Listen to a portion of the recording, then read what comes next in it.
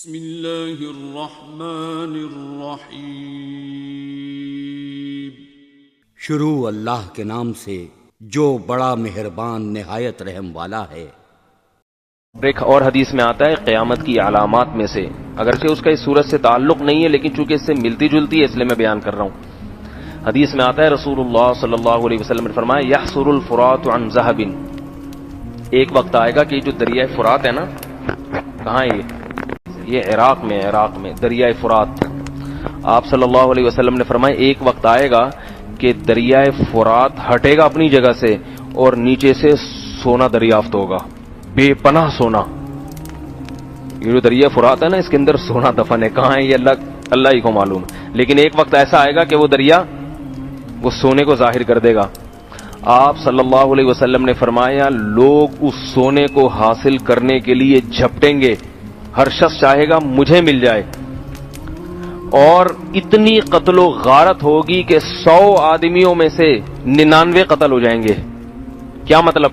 1,00,000 افراد ہوں گے تو 99,999 قتل، یعنی جتنے لوگ اس پہ لڑیں گے نا ہر شخص دوسرے کو مارے گا، اور کامیاب کون ہوگا؟ 100 میں 1، یہ ریشو ہوگا۔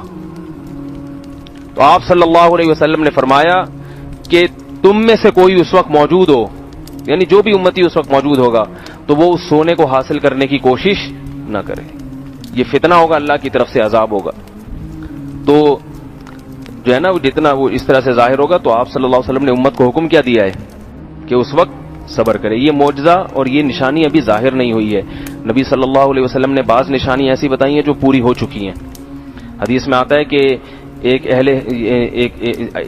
ایسی آگ ظاہر ہوگی کہ اس سے اہل حجاز کے جو اونٹ ہیں نا ان کی گردنیں روشن ہو جائیں گی۔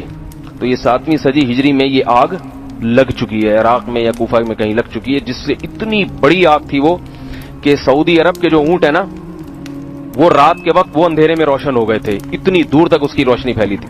تو جمہور محدثین کا اس پر اتفاق ہے کہ یہ 7ویں صدی ہجری میں یہ نشانی پوری ہو چکی ہے۔ تو بعض نشانیاں جو نبی صلی اللہ علیہ وسلم نے بتائی ہیں وہ پوری ہو چکی ہیں، اور بعض نشانی ایسی ہیں جو پوری ہوں گی۔ ان میں سے ایک نشانی یہ بھی ہے کہ دریائے فرات اپنی جگہ سے ہٹے گا اور وہاں سے سونا ظاہر ہوگا۔